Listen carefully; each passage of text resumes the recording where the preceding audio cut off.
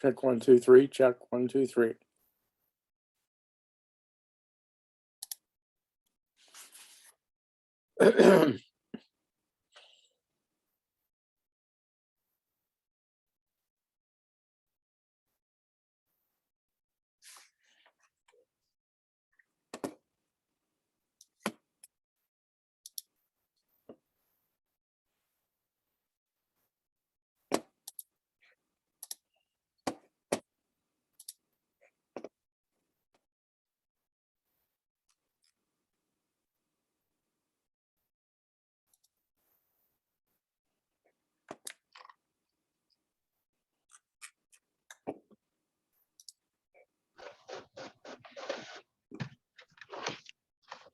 Hey, Christine.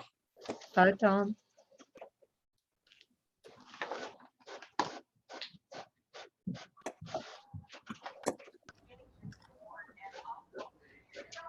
Hey, Tom. Hey, Judy. Hey, Bill. Hello.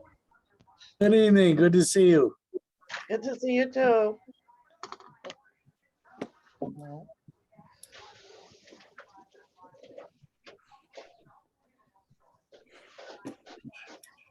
Mr. Varga. Mr. Filati, how are you? Hi, Paul. Hey, Judy.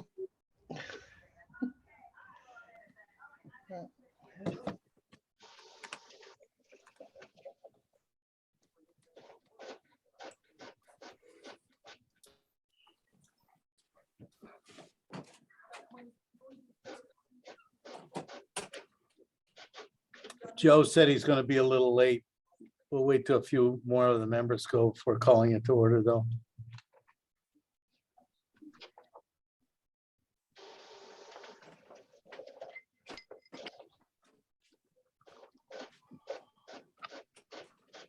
Hey, Tom, were you on that webinar that we had with Eversource this morning? No, I was not on it. However, I'm about halfway through the replay. It's Got interesting. sick yet? Pardon me? Have you Did I got get sick yet? I yeah, it was an eye opener. Yeah, I'm gonna finish it probably in the morning, and then I'll talk to Michael. Yeah, I was telling Mike after the meeting, I like to get together with you after we digest a little bit with you and him and maybe Joe Kalinowski and everything, and just sort of strategize it and figure out what we're gonna be doing. Very good. For you folks who may not be aware, we were called into a meeting with Eversource today to start talking about rolling blackouts and the possibility of them in our state.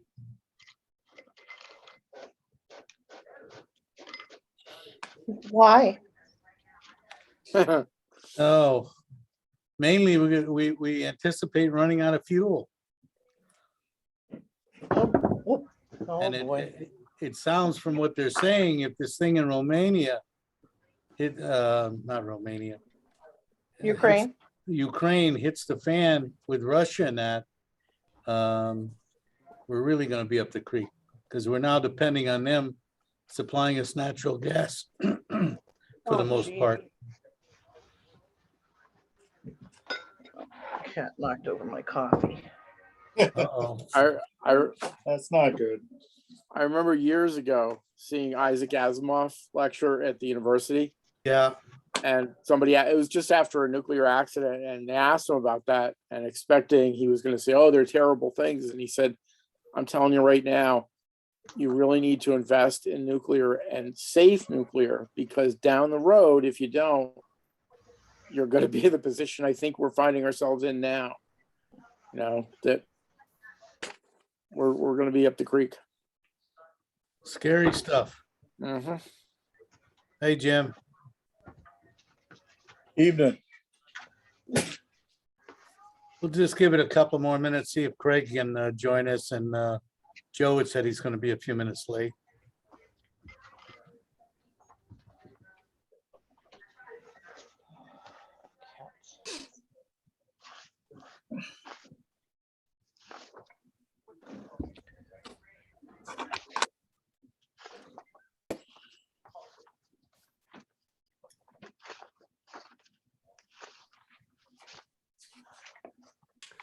Bill, are the minutes for the capital committee, are those submitted to the town clerk? Yes. They're submitted unapproved, of course. Okay, so I just wanted to, I didn't know if these were just more informal for the committee or if they were a town document. So are we gonna do corrections to the minutes? Yes, I didn't have it on the agenda for tonight, but we can do it if you'd like to address that. Just a couple of details. If we are submitting them, then it seems like just a couple little small details should be addressed. Sounds good. Hi, Chuck. Hey Judy, how are you? Long time no see. Yeah, well, it How you sounds like doing? your cat isn't helping you right at the moment. Oh, no, jumped right into my coffee cup. Just spilled it. Yep. Pets, gotta have them. Cat.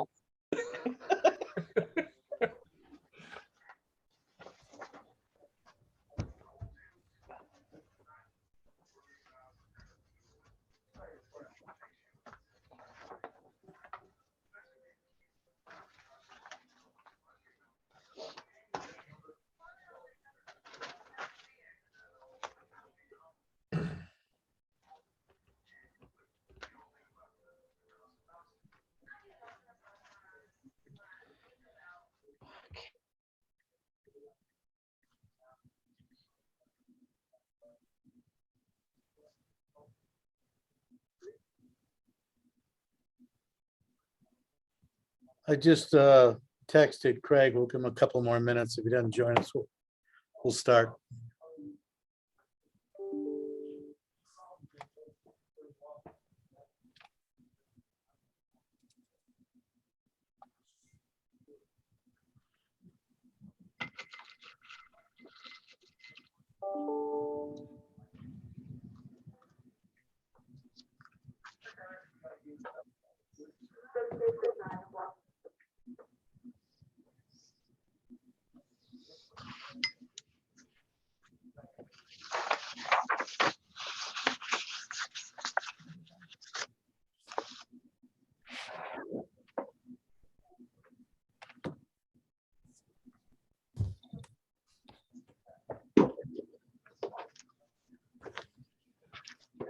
Here we go.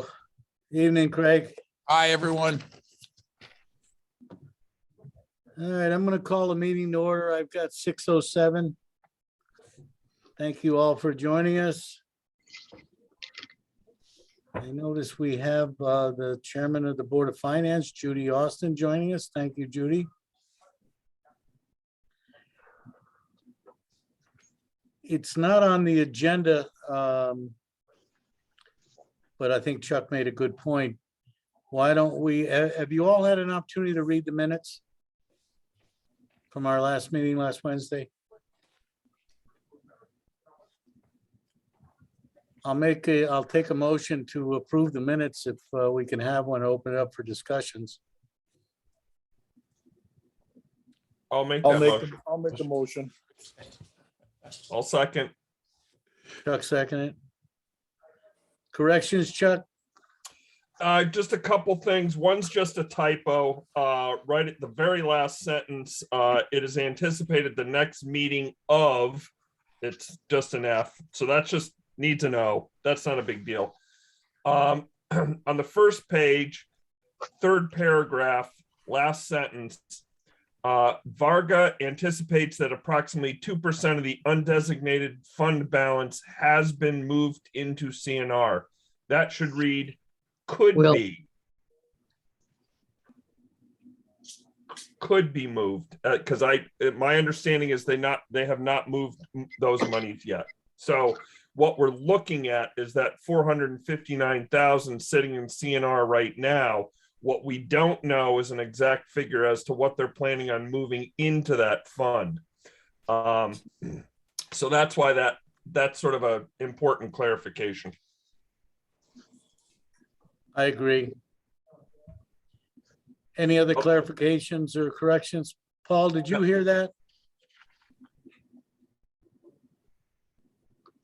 You're muted. I did, actually. I was on the phone with Cheryl, so I did hear it. that is correct. We have not moved any funds as of yet. And that's exactly what I was talking about with Cheryl, is how much we would have to move. And we don't have a good number yet. So I'm not even gonna discuss it till. Okay, well, And we have a actually, motion on the floor that's been seconded. Look, great. All in favor of the motion with the corrections noted that Chuck has indicated? Aye. Aye. Aye. Anybody opposed? Thank you very much. Yeah, Chuck, I think we elected to go through the normal procedure with following the minutes just for the sake of transparency and also because my memory's not as good as it was once. And I agree. Good. I think it'll be a good idea. Preliminary review of the capital project request submissions. We've got a couple of clarifications in that. Before we get on that, I just wanted to follow up on a couple of things that we were talking about last week. I did have a phone meeting with our bond counsel. Some of you folks, she's was formerly with Dayberry and Howard. Judith Blank, I don't know if you guys recall on previous bonding issues, but she was an assistant to Dick McKenzie, who is retired, and very nice lady. And I briefly touched on the fact that we had discussions about the potential of bundling several projects. And we thought that it would be good to entertain to try to do that as soon as possible in order to preserve the rates as they are right now as compared to what we're hearing they may be in the near future. She has sent us, and I'll ask Chris on Friday to forward it to you, just because I know I needed a refresher on the protocols for bonding issues and that. She's going to send us their protocols, just item by item on what we would need to do and whatever. She did offer, if we wanted her to join us, say have a meeting next Wednesday, she could sit in just for a question and answer. I'm interested from the committee on what you think if it's too early for that, or if you think that's would be beneficial to our deliberations or not. Comments, Chuck? The only comment I have, Bill, and I'm just tossing this out because I don't have an answer to this, is I'm wondering if the bonding projects are outside of the scope of this particular document. So in other words, I think what we're talking about are the major things at the school. And it seems to me that those should be separated from the 5-year capital plan. I don't know that they shouldn't be indicated that they're part of a capital plan, but not the 5-year capital plan. If I personally was still on the Board of Finance, I would probably be arguing to separate that out and have the Board of Selectmen and the school try to figure out that whole bonding thing, because I think we've got to take that to referendum on its own merits. Whereas this is a document we're trying to put together for an upcoming budget. Yeah. I don't know exactly what I'm saying. Yeah. No, I think I know what you're saying. Yeah, Go I ahead, know what you're Paul. saying, Chuck, and I do agree. The bonding package should be separate from the capital improvement or capital projects budget for this budget cycle. But I do think also that we need to make sure that townspeople understand that there is this big pile of stuff out there that we have to go to a bonding package for. So I don't know how, I mean, we do need to separate it. There's no question about that. You can't, I don't see how you can let them think that they're voting on that during this cycle for the capital budget or any budget.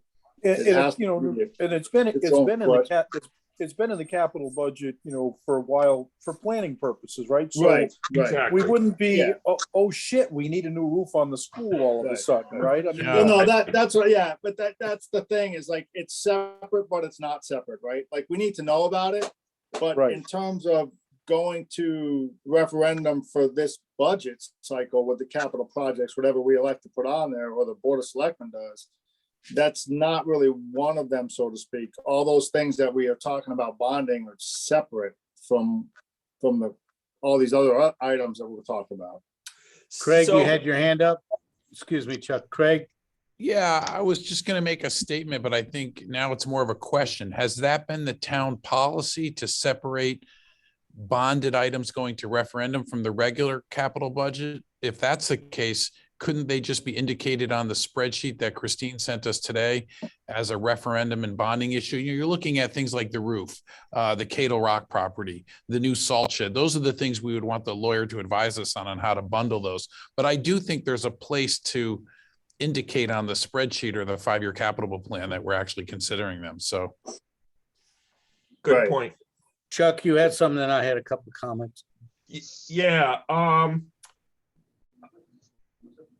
I just wanted to agree with Paul that I do think it's something that should be on there as a placeholder. I mean, 5-6 years ago, I argued that the school roof needed to be on this just to give people a heads up Right. that it's coming down the pike. Now, the other thing I was going to say is you've got a building committee, which is obviously what Jim Rupert and those folks are dealing with.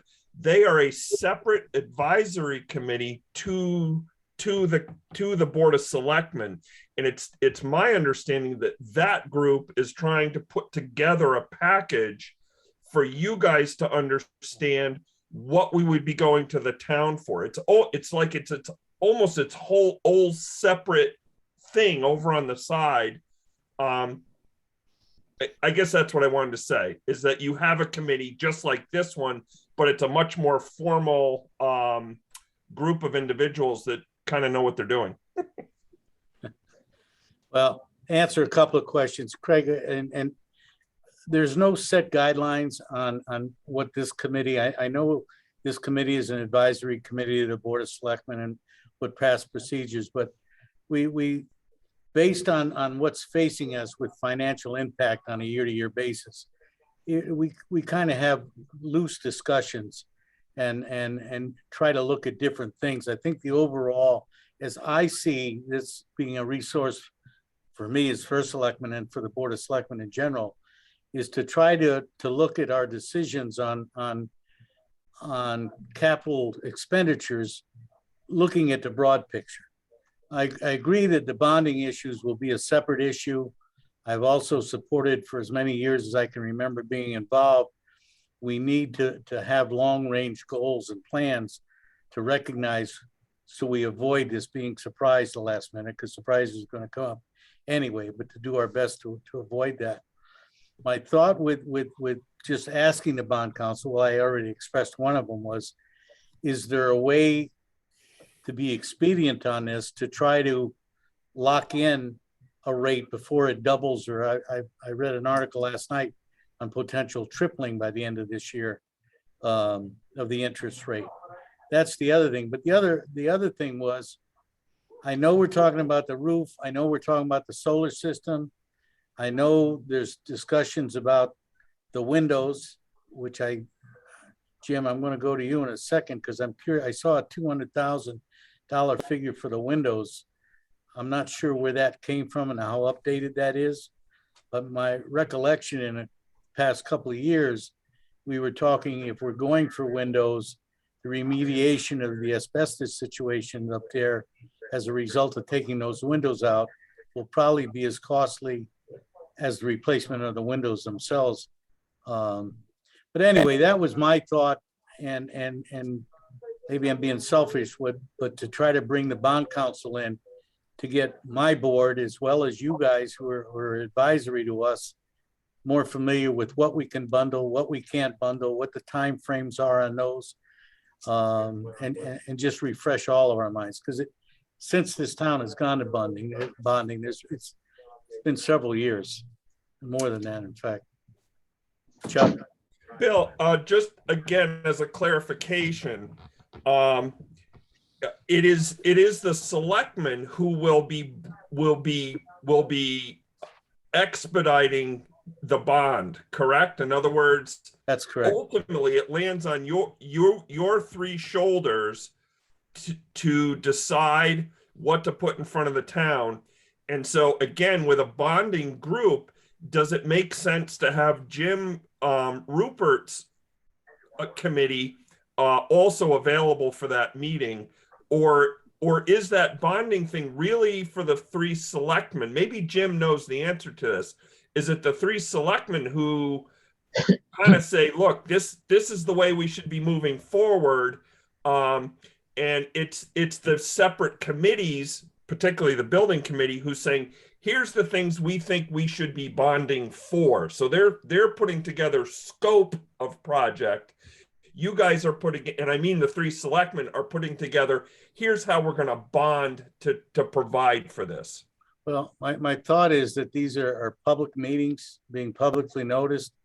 If we were going to go and ask Judith Blank to join us, I would certainly invite the other members of the Board of Selectmen and the building committee, and as many members of the Board of Finance that would like to tune in, because personally, in the big picture, I think it's beneficial to us all to be on the same page. Instead of going through repetitiveness and going through, I mean, I certainly think while Jim's group, while the Board of Ed is important on this, the Board of Finance is as integral as any of those. So if I went ahead and facilitated this, and maybe I misled you, it would not be just for this group. I certainly invite everybody to be their option to join us if they'd like to. Good. That was the clarification. Thank you. That's perfect. Any other comments on that? Sure. So Jim? I think this is clear, and Craig, help me if I misstep here, but what our group has envisioned and really is recommending, and we can certainly get into this more at the selectmen's meeting on Monday night if you like. But what we are envisioning and recommending is that we consider funding the roof, the oil tank, the solar project, and possibly the windows. And other recommendations are going to take quite some time to put together and are not nearly as critical, and could be, put together as a larger package down the road when the town is more ready to take on a bigger bond package. I mean, I think, we need to deal with the things that are critical and need to be dealt with right away, sooner rather than later. And the other things, while, it would be nice to put a sprinkler system in, and it would be nice to, put mini splits in and do all kinds of other things, those are not critically necessary at this time. And if we wanted to try to put all of that together, we're going to be waiting some time in order for the committee to continue to plow through all of the information and make further recommendations. Craig, you had your hand up there? I did. Jim said it very well. The ad hoc building committee has recommended the roof, the solar, the windows, and of course, the removal of the oil tank. Those are the 4 priorities. But the 3 that are long-term and would be bonded are the roof, the solar, and the windows. And all of the estimates, Bill, are within the last 6 weeks. And the window estimate's actually only about 10 days old. So we're up to date. Everything's accurate that I sent in. The oil tank, of course, is the #1 priority. I don't think that can be paid out of ARPA funds, which is why I'm lobbying the Board of Finance to raise that 2% cap. Perhaps we could take 50% of the new 2% number to help pay for that oil tank and maybe pay for almost all of the other things on the capital budget that I've heard submitted out of ARPA funds. So that's my position. Jim said it very well. The ad hoc committee has considered it carefully. I've taken those recommendations to the Board of Ed. They've already been approved by the Board of Ed. in the last month since December 16th. So those are the 4 projects. Other things are exactly what Jim said. Down the road, we'll move cautiously for many reasons, because of the pandemic, because of the burden on the taxpayer, because of interest rates.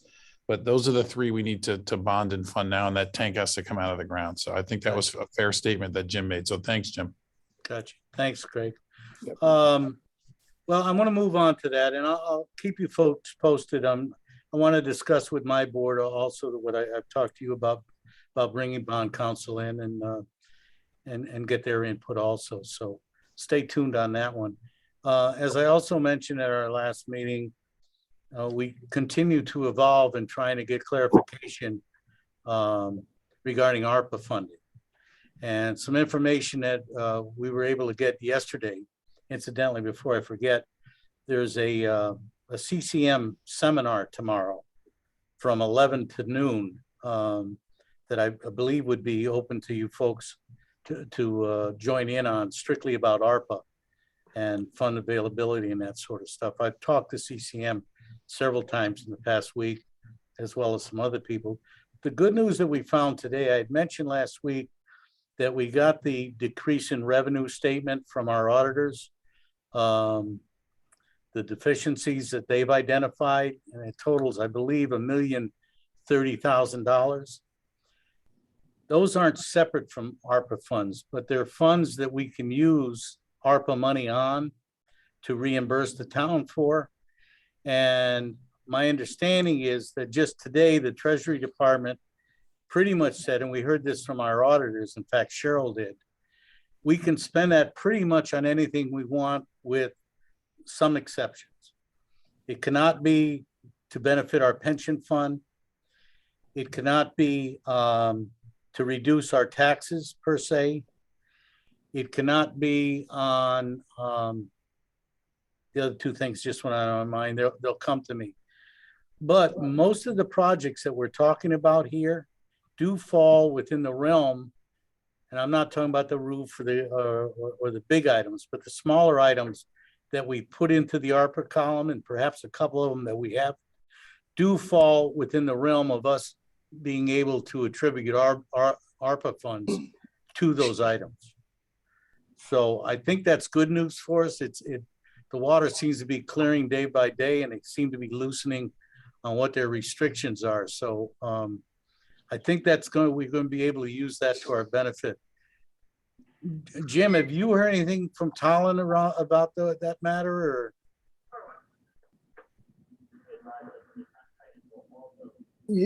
I think what you said is 100% accurate. There's a change. Thank you. You said that, nobody else.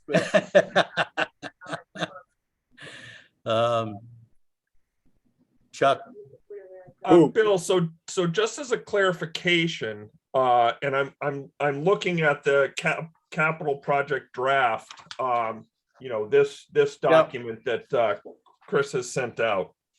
And one of the things, and I know this is a working document, but one of the things, and I just want to clarify this, that I think would be really beneficial, and I know you know this, but I just want everybody to be aware, is under the ARPA funding, if we can determine the projects that are in this list that we are putting forward, and then put the ARPA funding into this formula, because as it stands right now, looking under the CNR, and again, I recognize this is a very raw document.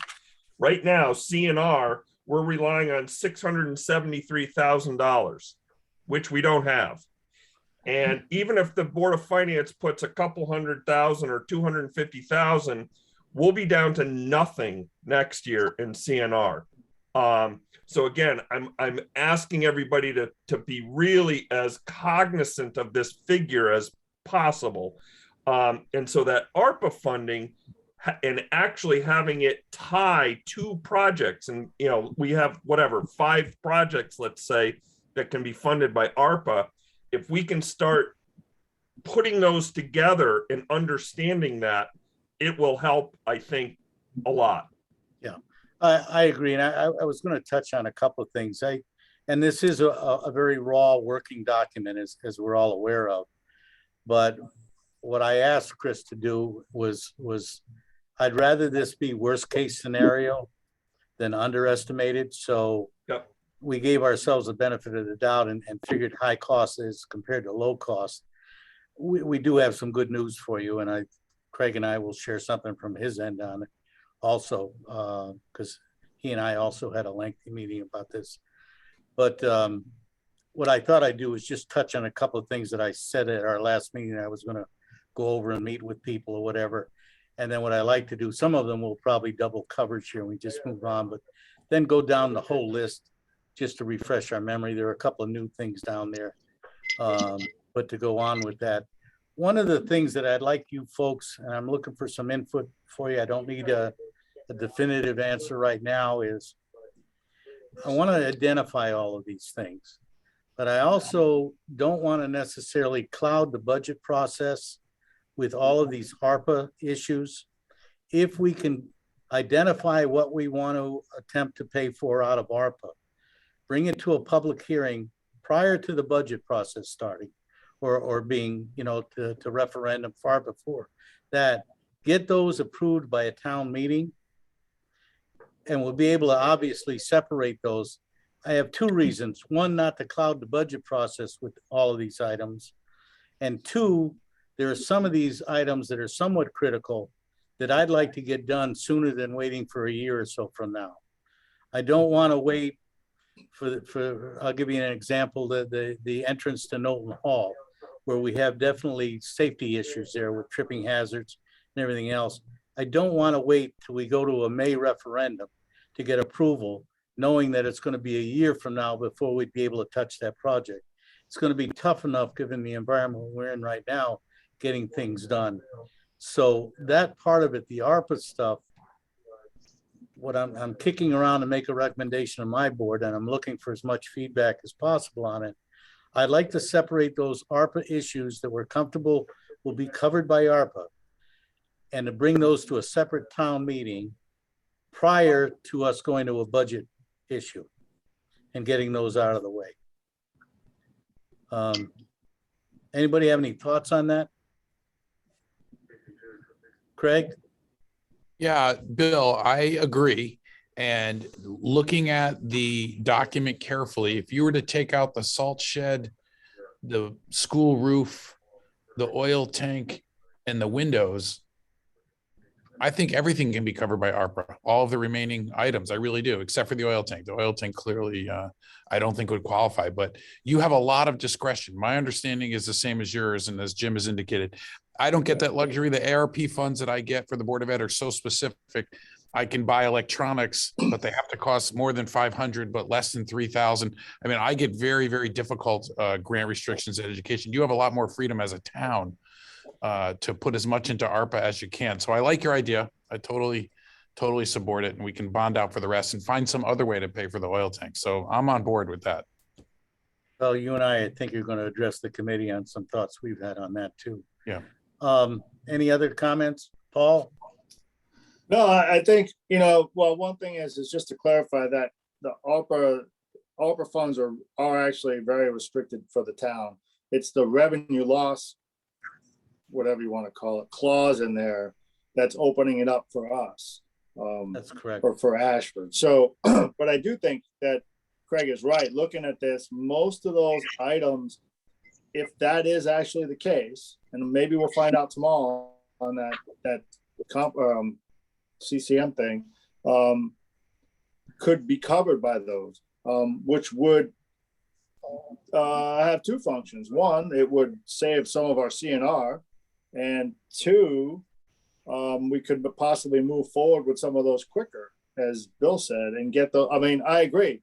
The Knowlton Hall project is something that shouldn't wait. As soon as the ground is good enough. Like you said, Bill, getting it done to begin with is going to be difficult. So if we can get it approved, or if you can get it approved sooner by town meeting, and we can get that lined up, maybe it won't happen in June, but maybe it'll happen sooner rather than next June. So yeah, I agree. Judy, you have any thoughts on it? No, I'm just listening. It all sounds good. I like the idea of the separation, not to confuse people, bringing it to the town. I think if you put it all together, that it becomes a problem and people don't really understand, what's going on. No, it's simpler. Chuck, Everything sounds good. good, Judy. Yeah, so Bill, from a nuts and bolts perspective, what you're saying is that if you can take the ARPA funded projects, get those approved, from a practical perspective with the documents we're working with, it wipes them out of this and it makes the 5-year capital plan much simpler to present to the public. So I think in that sense, I would be very much in favor of what you're proposing. Because it just makes this document in the function of this committee a lot easier. A lot easier. The other thing too is it would also, you'd have to make sure you explained it well at the town meeting or the whatever you want to call it. Why the town chose to go that route with those ARPA funds. And honestly, I think the Board of Finance would be on board because the less money we take, tax money we take to do this, the better, which helps reduce the tax burden on the people. Absolutely. Therefore you're using the ARPA funds for what I would call the legitimate expenses or things that really, some of these projects have been put off for a while. And now that we have those monies available, the town should use them for those projects that have been put off. Well, that's one of the discussions, and Joe has joined us, as you probably noticed, but that's one of the discussions I had with Joe, because for a number of years, we have been deferring, even considering some of the projects like the entrance to Knowlton Hall, which has been, that job was done 25 years ago.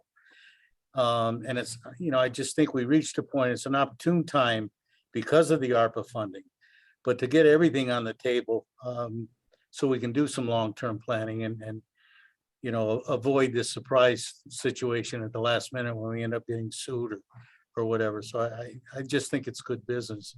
I'm going to, if you don't mind, I'm going to jump around here a little bit. I know I said we'd go over item by item, but there are a couple of items on here. Craig and I had a meeting earlier in the week. And Craig, I'm going to let you take the lead on this. We've kind of got some creative ways to come up with some of the funds for the replacement on the oil tank. And if you could share that with us, Craig, and I'll jump in if you need me. I'll give you the floor right now. So we believe that one way to get the oil tank out of the ground as soon as possible, I just received a notice since our last meeting that I can no longer insure that oil tank. So the idea of pushing it off another year makes me very nervous. We're looking at other insurances now, even from January 1st through June, to make sure we don't have any contamination, but the oil tank definitely has to come out. I had hoped that the Board of Finance would eventually approve the increase in the non-lapsing fund to 2%.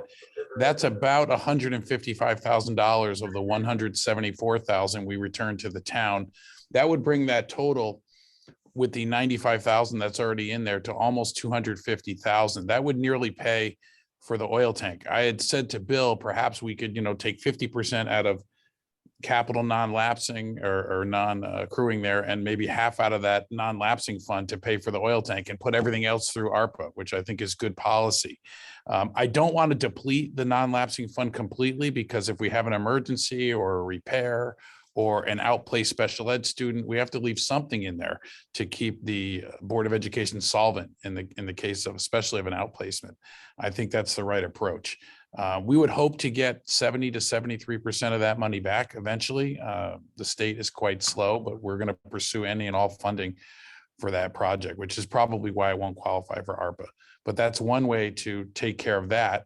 And then, of course, the larger items like Cadle Rock and the roof and the salt shed could be bonded out. I'm anxious to hear from the attorney on how to combine that bond and bring it to the people. So I think that's where we're at. I think it's a good plan. Again, I did not see anything in this capital plan that I thought was not necessary. There's nothing wrong with a paver. There's nothing wrong with the Jaws of Life. There's nothing wrong with the radio purchase. I mean, these are all good moves for the town. I'm confident that there's really nothing excessive on this list that we shouldn't pursue. So that's my 2 cents. So thanks for listening. And so far doing that, of course, we do have some open-ended items that we have not got costing on yet. But we're nowhere near using the max of the $1.2 million in ARPA funds that we have, which we have half of that amount in the bank already. And we have 4 years to spend that. We have to give a determination within 12 months from 24 months from receiving it of how we're proposing to spend it. So we don't have to make a commitment for all of those monies at this time. It's a luxury we'll probably never see again in our lifetimes. But Chuck? Yeah, Bill, I was just looking for clarification on oil tank thing. Obviously, that thing's got to happen. And again, I don't know what the Board of Finance will do about dealing with the 1% to 2%. I'm assuming they will probably act on that. It seems prudent, but you know, until it happens, who knows? So my question is, if we have to fund the 270,000, let's just say some of it comes out of CNR, the majority of it comes out of that fund. Again, I'm sort of looking for nuts and bolts of how does, if Craig is applying to the state for 70% reimbursement, wouldn't that 70% reimbursement go back into their 1 or 2% fund, or maybe reimburse CNR and then go back into the 1% fund? I just think that needs to be said out loud and agreed to on out loud so that all the players know what the expectation is if it comes to fruition. Does that make sense? Yes. So I think that money comes back to the general fund, and then the board would have to take action to move the money.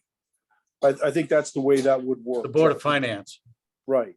There would have to be a specific action on the town side to move that back into the non-lapsing fund. Right. Jim is correct. It always comes back to the town and it's up to them, the Board of Finance. I'm pretty sure that, I think that's, as I recall, that's what happened last time too. With something from the non-lapsing fund, the Board of Ed's non-lapsing, when they got a reimbursement, it came back to the town and there was discussion somewhere. I don't remember what the project was. And Chuck, I've got a question for you. I'm gonna hurt your brain now. I know when we created this non-lapsing fund, it seems to me that we had a written agreement as to how those funds were going to be used. And so I just want to make sure Craig understands, if my memory serves correct. Yes. You can't use that money for an outplaced student. That money is specifically earmarked for things that are in the 5-year capital plan. So that would make, if you wanted to use that for something else, that would require a change in the written agreement between the town and the Board of Ed. I think one of the things that's going to be recommended to the Board of Finance, because the new state statute clarification that allowed the 2% kind of clarifies that. And you can correct me, Craig, if I'm wrong. In our policy, we say capital projects. In the state policy, it says for educational purposes. Correct. And I think when the Board of Finance does their consideration of that 2% refinement, that's going to have to be addressed, whether they're going to go to the new state standard or limit it to just capital expenditures with that non-lapsing fund. I'm going to not be popular right at the moment. The reason that we wrote it that way was because what we were trying to do was make sure that funding was being spent on things that voters agreed to. So, and actually that whole thing came about because we spoke to the town of Coventry and asked them, because they basically had an open-ended policy, much like what the state is providing in their language. And their business manager at the time felt that there were things that the school was spending money on that really should have been coming out of their budget, not out of their 1%, because they were using it for like general repairs or replacing a refrigerator or the, you know, and they were things that it seemed like they were out of place. So when we formed that policy, the very last question I had asked that business manager was, what would they write different? And she said that she would do it absolutely tied to a capital plan, because that way the voters have a say in how those monies are being spent. So I would want to be very, very careful with how we decide to rewrite that. And Craig, you can hit me privately some other time. But I sort of disagree with just having it open-ended, but I could be swayed. Yeah, So- I also think, because I sided with the Board of Finance and refining that. Under previous administration up there at the school, transparency wasn't one of their virtues. Correct. And we were finding about projects going on that weren't even permitted through our building department or anything else. And it was a very bad taste left in everybody's mouth. I'm optimistic enough to feel that we've turned a corner on that. But Craig, I'll let you. Chuck, just 2 quick points. One, the oil tank still falls under capital, so we're still good with the immediate need. Right, And two, absolutely. 2, I've said at the Board of Finance, I'm very comfortable coming to the Board of Finance with any request and having the Board of Finance vet that request, get detailed questions, and come to some meeting of the minds there. So at the end of the day, the Board of Finance still controls the money. So I'm not worried about any irreverent spending, and I would never move anything not needed forward that wouldn't have to be reviewed by the Board of Finance anyway. So I'm comfortable with that process, even as it stands. Yeah, and again, Craig, I don't think this is about individuals, because I obviously I personally trust actually everybody on this committee very much, but we don't know what this committee is going to look like even 2 years from now. And so that's why we try to keep these things in place. So just in case, whatever, something goes south, there's some protections. Bill, this you was- had a comment? Sorry, Yeah, go so ahead. just another thing that when that policy, the original policy was written, that the Ashford Board of Finance had in there, and as far as I am aware, the current board intends to keep, is that the Board of Ed has to bring that to the Board of Finance for approval to use any funds out of that fund. So, yeah, you're right.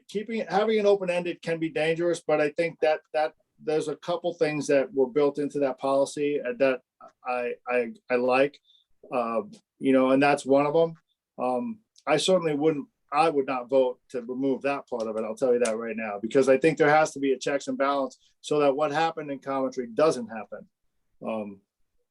Because then, yeah, they can just do whatever they like with it and nobody has any say.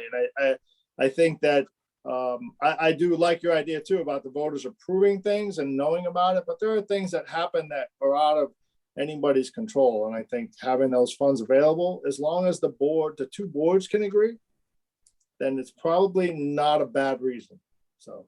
And Yes, I whether would it's agree with that. whether it's 1% or 2%, nothing is going to be transferred without the Board of Finance approval anyway. Right, correct. Right. I mean, I think Craig had touched on it a couple of meetings ago. This may be the sole opportunity that we have to even consider a 2% transfer with the way the present economy is going. So.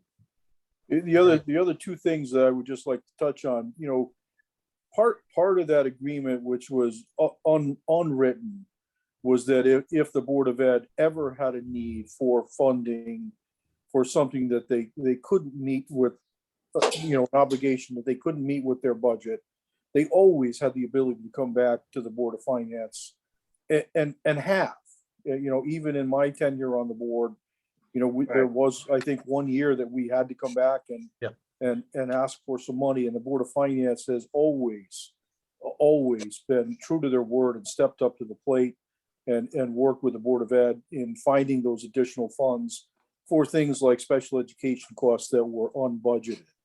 And the other piece of that was when we ironed out and hammered out this agreement, some of these bigger projects were starting to percolate and become, important in the minds of many people.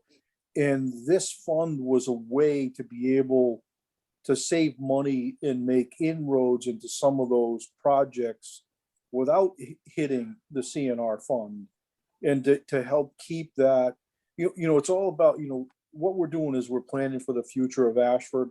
And part of that is making sure that we're taking fiscally responsible steps, to ensure the fiscal health of our town and the future of our town. And this plays a part in it, and I think not a small part. I agree. Okay, anything else, Craig, regarding that? I think we've probably finished up on that. The only other issue before I get to our list here, Joe had come and discussed a new issue that is an expenditure. I think it's 21,000 the last time I saw. But I'm going to let Joe kind of explain the rationale. I know he's had some discussions because I think the proposal to put in a fuel tank up at the transfer station, an additional one, not only is beneficial to the town, although of course they're a part of the town, but town government, it's also mutually beneficial to the Board of Ed. But Joe, do you want to just touch on what you're on the gasoline storage tank? That's what we're talking about. Yeah. During the last storm, I found myself having to search for gas because our local gas stations were either out or closed. Ended up at the truck stop, which isn't that far out of town. That's the second time since I've been in town that I had to worry about where I was going to find gas. The first time was during a major power outage and that snowstorm, and then when they canceled Halloween and all of that, where we didn't have power for 4 or 5 days. Gas stations were out of gas because everybody's buying it for the generators, including the truck stop. That was a real iffy situation. I ended up driving to Willimantic to get gas. So I started thinking about it. The school has its vans, and according to Craig, he uses about 3,000 gallons of gas a year. And with the new pickup we're going to be purchasing, or dump truck, that's a gas motor too. So my gas consumption is going to double to probably about 2,000 gallons a year. So with that being said, I started thinking maybe it's a time to look into the town purchasing a safe way to store gas and meter it to all town vehicles. And I contacted United Concrete, and he sent me you probably all have it. I don't have it in front of me right now because I'm late, but I believe it was $24,000, and this is complete. This is with the gas meter. They drop it off on a slab, you plug it in, and it's ready to go. So I talked to Craig about it. He was going to try to find out from Dime Oil how much we would pay per gallon. Craig? Yep. So I want to apologize to the group. I hate to start with an apology, but I fully support Joe's addition to the capital plan because we will use and have used, I've done a little research on this in the last 2 days, about 3,500 gallons a year. This year so far, we've used 1,752 gallons of gasoline. This is not diesel now. This is for our 4 vans and special ed vans and transportation throughout the state. And we averaged, I couldn't believe it, between 341 and 358 a gallon because we pay retail with credit cards all over the state. That's just outrageous. I did reach out to Dime Oil, who is our diesel supplier, and we had a quote of 271. To save that kind of money will be 3,000-4,000 a year minimum on the gallons that we're using. So it behooves us to put the same type of pump in that we use for diesel as we do with the gasoline. It's just foolish to send vans all over the state and pay retail gas prices. That's crazy.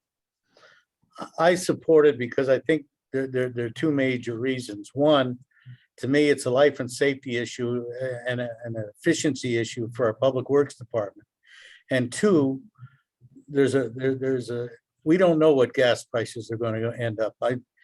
I'm hearing $4 and $4.50 is on the horizon a gallon, and there could be an appreciable savings in money where the system could pay for itself probably within 5 years at the most, as well as being at our beck and call. So that's why I support it, and I encourage Joe and Craig to do a little more research on it. So anybody have any questions or any thoughts on that, Chuck? Yeah, You're muted, Chuck. You just muted yourself.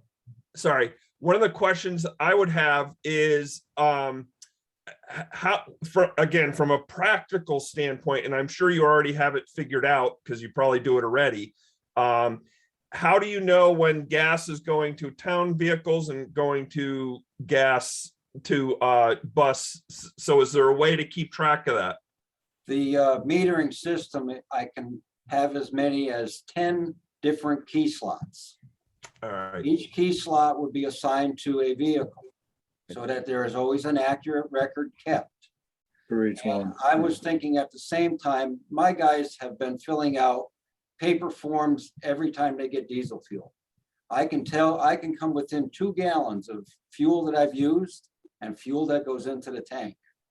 And I would suggest with gasoline that all drivers of vans and my guys who get gas do the same thing. Day you got it, how much you got, what vehicle it went in. And you put your initials and the mileage of that vehicle, or if it was a chainsaw, put 5-gallon gas can. Okay. Just to keep a very accurate record so we don't have any sneaking away. Yeah. Craig? Yeah, I agree completely with what Joe just said.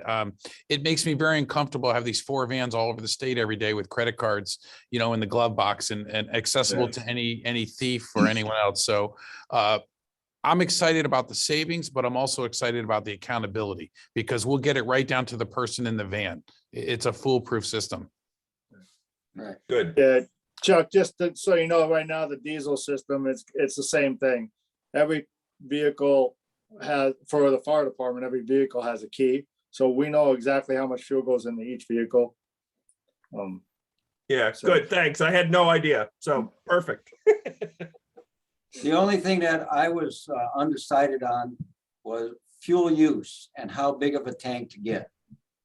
When I saw the price difference between 1,000 and 2,000 gallons, I believe it's like $9,000. Yep. Still I'm up in the air. Do we need a 2,000-gallon tank? The problem is the 1,000-gallon tank doesn't have the fuel dispensing system that a 2,000-gallon tank has. It has a screw-in portable gas pump with no metering system. Yeah. The other one has like you would at a gas station, and with keys you insert into a slot to turn it on. So that's, even though it's more expensive, that's the way to go. Makes My sense. tendency is to go with the bigger tank. And I think this is one of these things that we're learning more and more, that these ARPA funds are to be designated for governmental services. To me, this is obviously a governmental service, and we'll be able to, appropriate ARPA funds to this. So it just makes sense to me to go with the larger tank. If that ultimately ends up to be Joe's recommendation on it. I just want to add one thing, the fire department does use a certain amount of gas powered motors in our tools, but also a lot of our officer cars they're personally owned vehicles. They are gas powered, and usually we wouldn't need that kind of to use town fuel. However, in situations like hurricanes, we have definitely emptied our tanks out, going all around the town, attending to emergencies, and there's no way to get commercial fuel anywhere else. So that's a good backstop for us if we could figure out how to do that. Excellent. As far as safety, I feel that the tank I have looked into, it's solid concrete, Yeah. 5,000 PSI concrete, 6 inches thick with an inner tank lining. They said basically hit it with a bulldozer and it wouldn't break. All it does is move. So Try not to do very, that. very, Try very not to hit it with a thick. bulldozer, okay? And it comes all mounted on the slab it's with. So everything is, it slides big off the unit. truck and right in place. Honestly, they're with the amount of very vans good and stuff, I can't believe we don't already have a tank somewhere with the amount of the school vans and the equipment that we're using, you know, even just the lawnmowers and stuff. So I have no problem with it at all. Jim, you had a comment? Yeah, very, I agree with Joe. Very, very well built, very robust tank. Very good. Well, the building department shouldn't have a problem with it. Well, we'll do it again. The tank is the easy part. It's the electrical work we got to make sure is done right. Well, we're gonna have Alex do it, so yeah, that's a possibility with Alex. It'll be done. Right. That'll be done right. And we have a Okay, well, we're generator- gonna move on and get to our list here. we have a generator there so we can get fuel when power's out. Yes. It hasn't been hooked up yet because I haven't been able to find the $5,000 I need to hook it to the garage, but I have a propane, well, it couldn't run on gas. And now that we have this gas tank, I might just switch it over to run on gas. It can power the garage in half the town. It was given to me by Connecticut Water. And I just haven't found the money needed for the wiring to go from where I want to put it to our panel box. There's always something else that arises that's a little more important. So. Before most of you folks joined us, I had a brief conversation. We participated, Mike Gardner and myself participated in a seminar today by Eversource, kind of called last minute. And they're talking about making us aware of a distinct potential of there being rolling blackouts throughout our state in the not so far distance, possible this year, possible next year. He said, normally, you know, when you're thinking about these things, you're thinking about it happens because of a high demand during the summer and air conditioners. Well, the problem that's prompting this now seems to be concerns about fuel supply, natural gas and whatever other recourse. And I'm going to be calling a meeting, and I'll keep you folks updated on it because I can see something else being added to this list perhaps. And I think it's clearly funded by, could be funded by Arpa, of taking a real close look at our generation and our different buildings. You know, it's one thing for people to be out of air conditioning. It's a total other thing to be in the middle of a deep freeze with sub-zero weather without any electricity, with freeze ups and everything else. And first of all, we've got to look at all of our town facilities. And I know we've upgraded recently to Knowlton Hall, and this building's in pretty good shape, but we've got to look at all of our facilities on what we have for backup power. Because it seems like it's becoming a drastic threat, or a very possible threat. So stay tuned on that. Chris, since you kind of drafted up this list, I know, do you want to go down the list? Or do you want me to do it? You can start and I can chime in. Okay, okay. Anybody else have anything else they wanted to touch before we move on to this? I mean, a lot of it we've talked about. Why don't I just go down the list if anybody has any questions? As you can see on the graph that we set up, the items, and again, there are question marks in some of them because we don't have the prices, but that are in sort of an off green, those are ARPA funded, what we're recommending for ARPA funding. Public Works, road resurfacing, dump truck lease, install gasoline fuel tank, that's the new one we just got through talking about. That is not in the ARPA fund column, Chris, it should be. Okay. Salt shed replacement, you'll notice we moved that up into the 23-24 year. Joe tells me that it's going to survive another year, but it's something that we direly need on the radar. Compact loader, we've also moved that up. We prefer not to, but we just think it's cognizant to do that at this time. Mini excavator, that's an ongoing cost. The radio purchases, we've moved that into the ARPA fund, and that figure is highballed right now. We got a cost estimate from J&S that Catherine had put together, and I think there's probably a number of areas where we can cut that. I'm thinking probably down to the area around 60,000, 63,000, still taking care of both Public Works, Fire Department, and working something out with the Board of Ed and our buses so that we're all on the same wavelength. One of the things that I'm concerned when I heard the Eversource thing this morning was that if we do go into these brownouts, we're going to lose power on most of our towers. I don't know what that impact's going to be on this new radio system. We'll have to look into that. I believe most of our towers have generators. Okay, That's accurate. I've inspected them. okay. All right, pavement roller. That's still in our column. I think as maybe we get more information tomorrow from CCM and whatever, that's a candidate to go into ARPA. I'm not sure of it yet. That would certainly help. Revaluation obviously is an ongoing cost. Fire department, we have an ongoing cost there for the fire truck. The Hearst would go over to ARPA, no question that would be covered.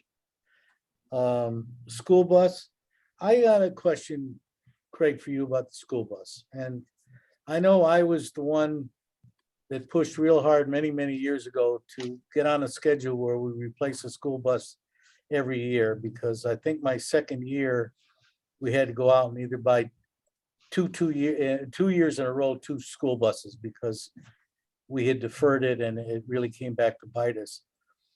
Based on, what was the mileage this year because of our situation with COVID on wear and tear on the bus? Did we do the mileage on our buses that we typically do?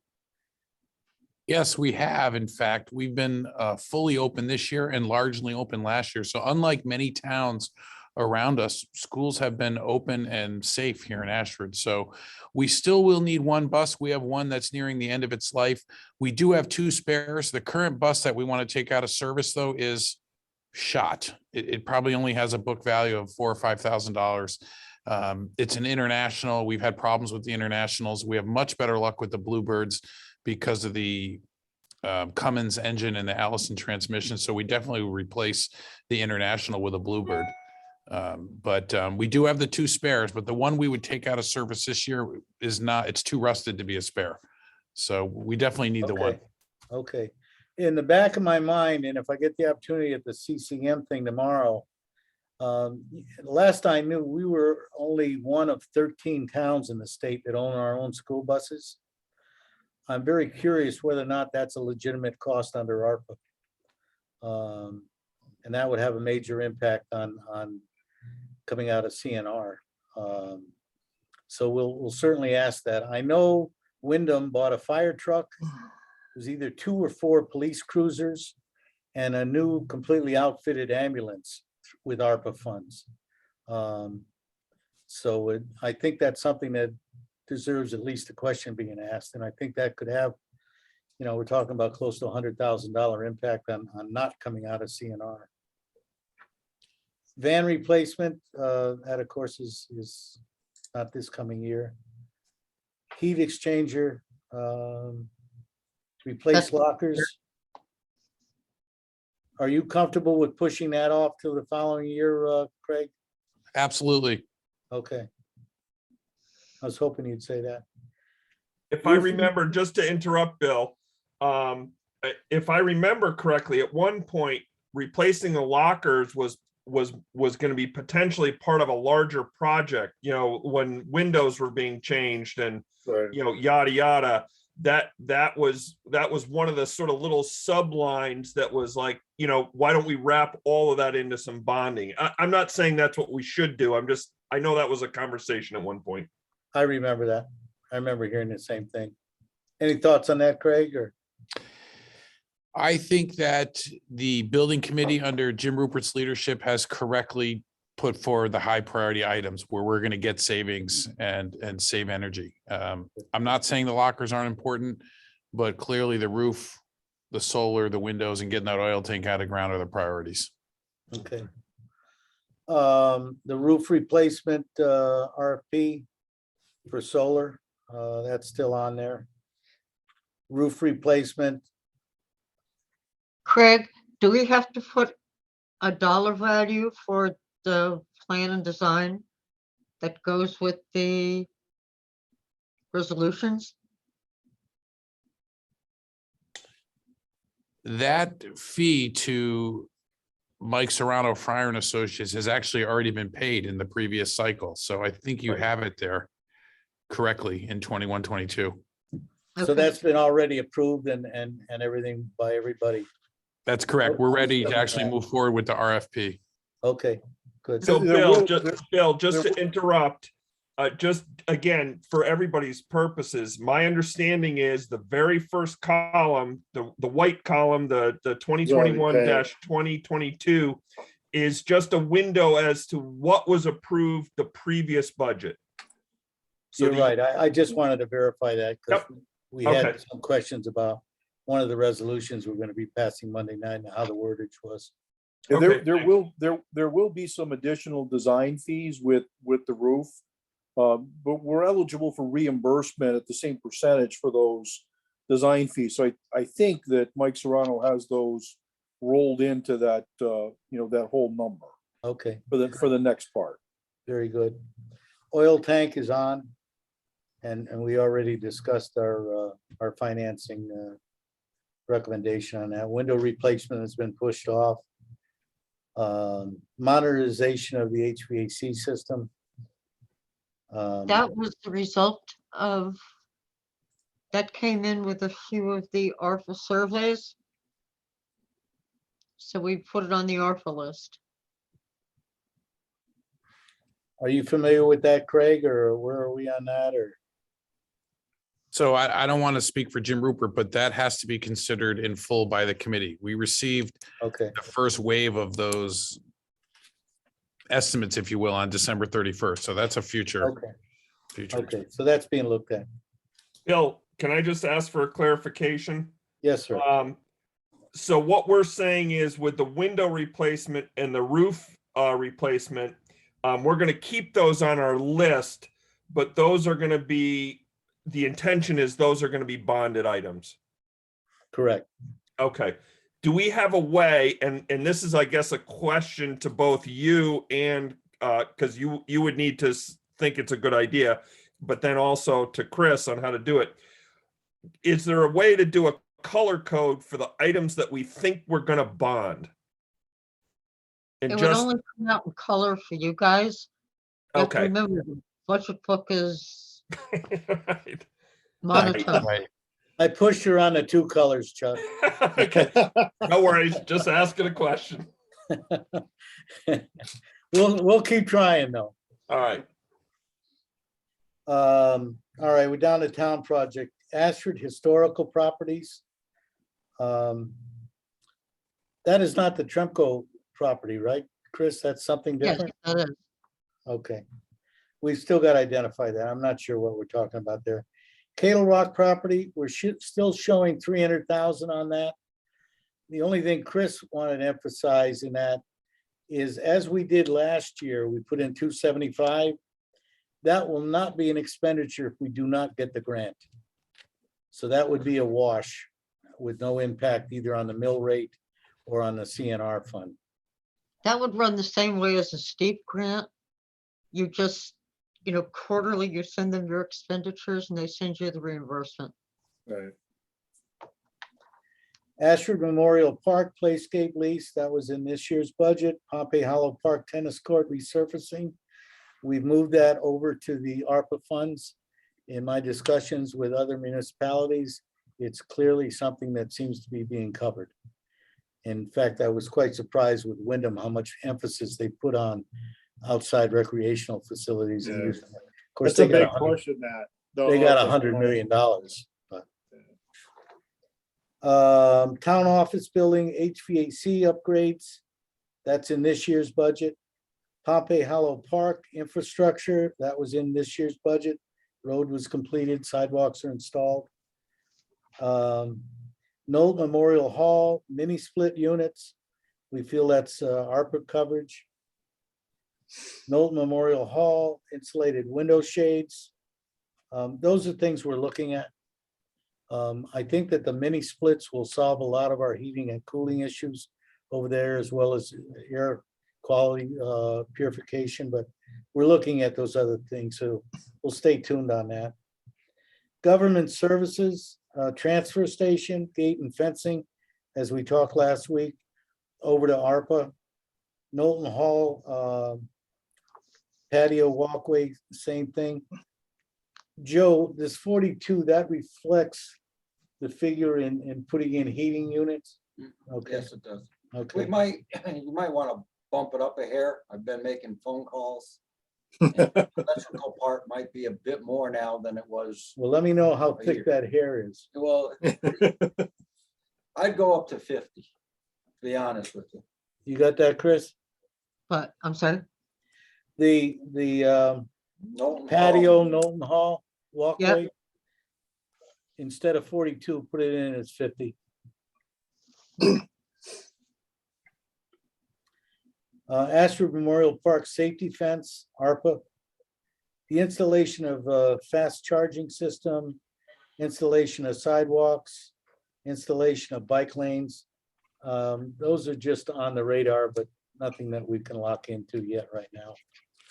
I do have a meeting coming up Friday, just a Zoom meeting with a company that's talking about electric car chargers, each of our municipal buildings. They're telling me, and I was thinking the school, have you considered that up at the school at all, Craig? As far as electricity bill, EVs, charging cars, electric cars. we wouldn't have the car issue, but there's been talk of an electric bus. The bus you're purchasing right now might actually be our last fossil fueled bus. If we move forward with the solar, we could possibly have electric buses in the future. I would suggest, Craig, I'd suggest you call Bluebird, because we did bring it up with them when the school first brought it up. And they did not feel that it was appropriate for what we do. Yeah, definitely not now. We don't have the infrastructure to Yeah. support Right. that. We're okay with the current plan. I didn't know, since you're tearing up all that area for the fuel tank, whether or not that'd be a good idea to consider something like that. While you got everything torn up. The company that I'm talking to about this says it is 100% grants to pay for it. So there wouldn't be any cost in these things, but I'm To install it, right? correct. Yeah. So Bill, there's a new model going on out there. I just talked with somebody who had a meeting with Tesla, and Tesla is going to come in and install electric vehicle charging stations in his parking lot, and he is going to get monthly fees from that for people who use them. So just keep that in mind, that this landscape may be changing a little bit. Yeah. And it may be an opportunity to put charging stations in where, people can use them, and, you can actually generate a small amount of revenue from them. Can I just point something out? At the beginning of this meeting, Bill mentioned that Eversource is gonna have rolling blackouts. And we're talking about electric charging stations. Do you see the hypocrisy in that? Or am I the only one here that is like, really? So that's great that we have them, and when you plug them in, then they turn the lights out. So, Well, that's why I'm that's what not somebody else opposed pays for. to moving forward in the world, but sometimes you gotta look carefully before you step. So, My legs are too short to step too fast. So. yeah, good. It's a good thing, Bill. So, Hence the reason to replace the oil tank. in the There we truck. go. Bingo. Absolutely. Make sure your generator's working. That's right. The other items are purchase of additional PPE. It's in ARPA funding. The broadband, and what I'm getting some feedback from a couple of the other municipal leaders is to hold off on that. And Jim, I think you mentioned something too, also that with the Infrastructure Act that's passed, that there's funding for the broadband included in that. Yeah, there's a specific cutout for that. So, yeah, I would recommend, really doing some research before you spend money on that. We're really fortunate in Bolton that we don't have any, dark areas with Yeah. that. But I know Eric in Wellington is, has the same issue. They've got some areas that have absolutely no service. So, Yeah. so that's something, and I would reach out to her. She may know more about it. I haven't paid a lot of attention to it. But a seminar I was on recently with Capital Region Council of Governments, there's a specific carve out for expanding broadband in that infrastructure bill. Good. Purchase of laptop computers.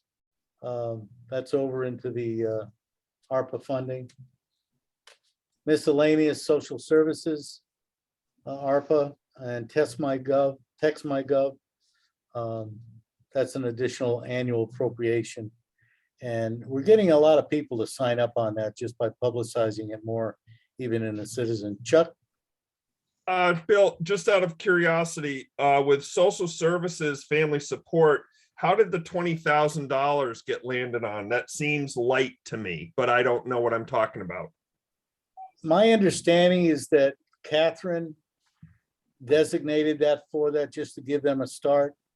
And they've used a little on when our oil funding runs out with different families who have hardships, like they've lost their job as a result of COVID or whatever.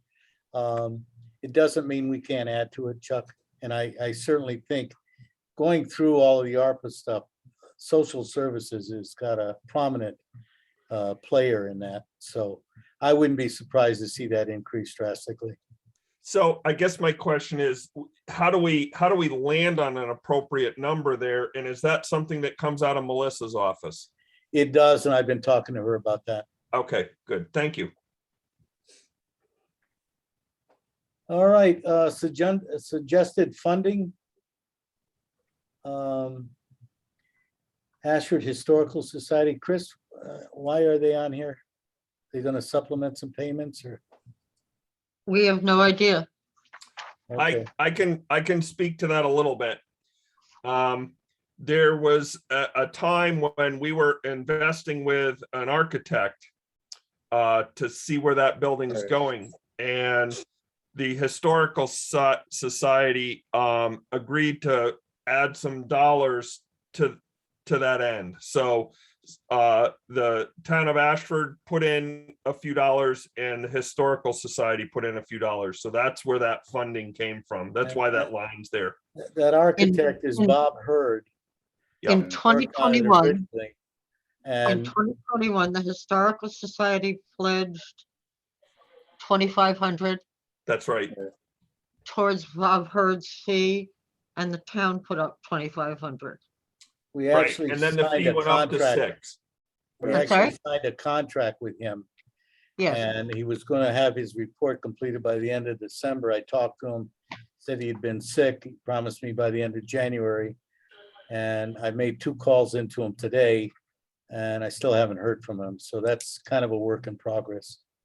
So my understanding, if I have this correct, and this is probably a question to Cheryl, is until we get billed and we make a payment, that would be when those funds would then come from the Historical Society. They would kick in what they pledged.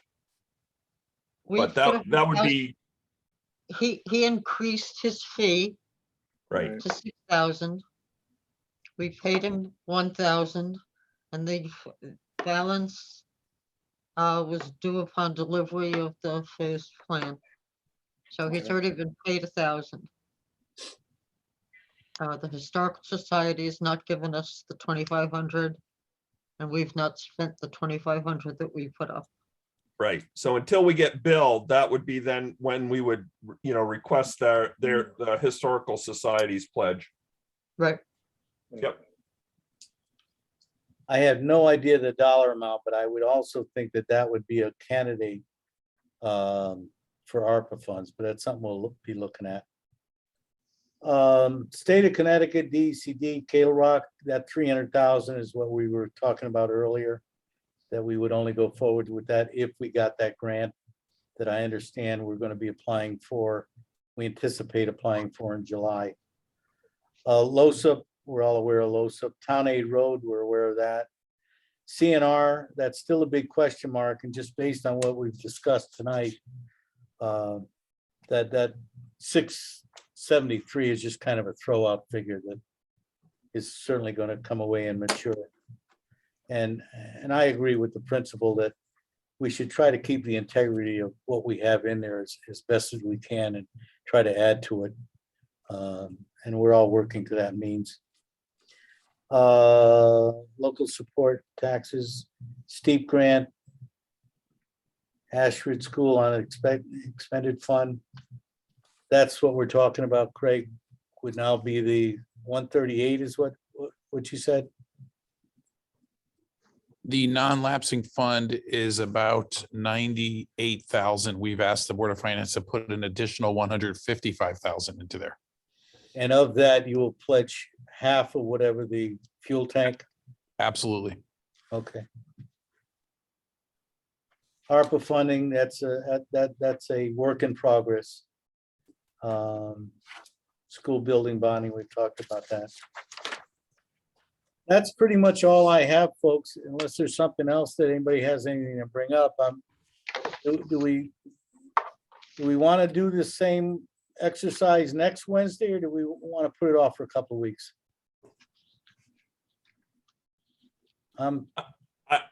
I'll speak for the Board of Finance.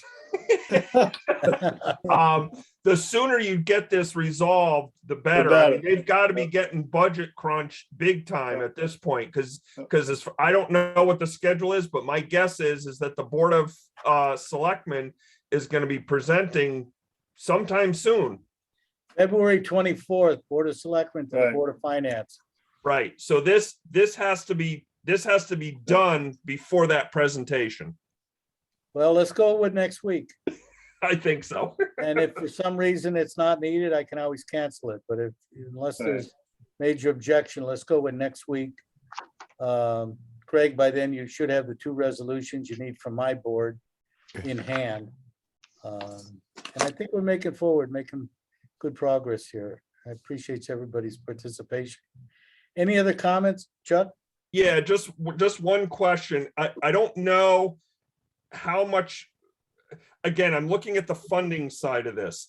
And so it's good that Craig is, made a verbal commitment to half of that, but until the Board of Finance moves and makes that real, I don't think we can put it in this document and count on it. So the Board of Finance, in my estimation, needs to allow those funds to be moved by changing the policy.